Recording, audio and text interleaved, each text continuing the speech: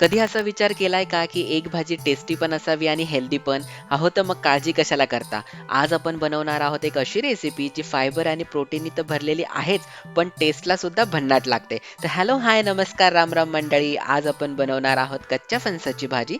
चला तर मग सुरुवात करूयात. इथे आपण एक कोवळा फणस साल काढून त्याच्या बारीक फोडी करून घेतल्या होत्या आणि त्यानंतर कुकरला त्याच्या 3 शिट्ट्या करून घेतलेल्या आहेत आणि आपण हा फणस उकडून घेतलेला आहे. उकडताना आपण त्यामध्ये थोडंसं मीठ आणि तेल घातलेलं होतं. आता या उकडलेल्या फणसाला आपण हाताने असं कुस्करून घ्यायचंय आणि त्यानंतर आपण त्याच्यामध्ये ॲड करणार आहोत थोडीशी हळद. तर इथे आपण पाव चमचा हळद घेतलेली आहे आणि त्यानंतर यामध्ये आपण घालणार आहोत 1 चमचा लाल तिखट आणि आता आपण हे छान हाताने मिक्स करून घेणार आहोत. तोपर्यंत आपण एका कढईमध्ये तेल गरम करायला ठेवलं होतं. त्यामध्ये आपण घालूयात जिरं, मोहरी, 1 चमचा बारीक चिरलेला लसूण, त्यानंतर आपण यामध्ये घालणार आहोत बारीक चिरलेली हिरवी मिरची आणि कढीपत्ता. आता आपल्याला यामध्ये घालायचे आहेत 3 बारीक चिरलेले कांदे. आता कांदा आपला छान मऊ होईपर्यंत आपल्याला परतून घ्यायचा आहे. 2 ते 3 मिनिटांमध्ये आपला कांदा छान मऊ झालेला आहे, थोडा शिजलेला आहे. आता यामध्ये आपण घालूयात पाव चमचा हळद, अर्धा चमचा लाल तिखट, त्यानंतर 1 चमचा कांदा लसूण मसाला, पाऊण चमचा आपण गरम मसाला घातलेला आहे, चवीनुसार मीठ. आता हे मसाले छान 1 मिनिटभरासाठी परतून घेऊयात, म्हणजे या मसाल्यांचा स्वाद आपल्या भाजीमध्ये छान उतरेल. आता आपल्याला यामध्ये घालायचं आहे उकडून घेतलेलं फणस, ज्याला आपण हळद आणि तिखट लावून ठेवलं होतं.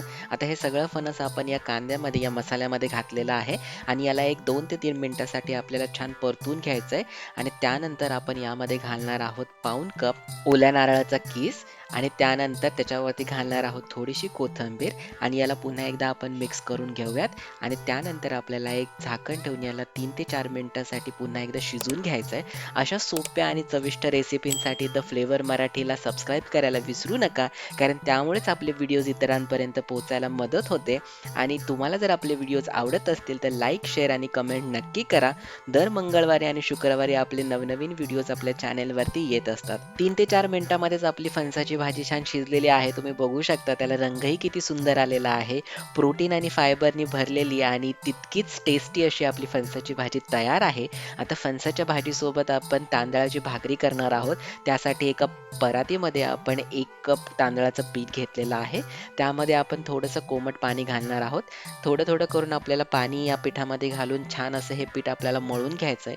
तुम्ही बघू शकता एकदम आपल्याला पाणी या पिठामध्ये घालायचं नाहीये आणि पीठ मळून झाल्यानंतर आता आपल्याला याची भाकरी थापून घ्यायची आहे. त्यासाठी आपण एका परातीमध्ये थोडंसं तांदळाचं पीठ घातलेलं आहे आणि आता आपण छान भाकरी अशी थापून घेणार आहोत.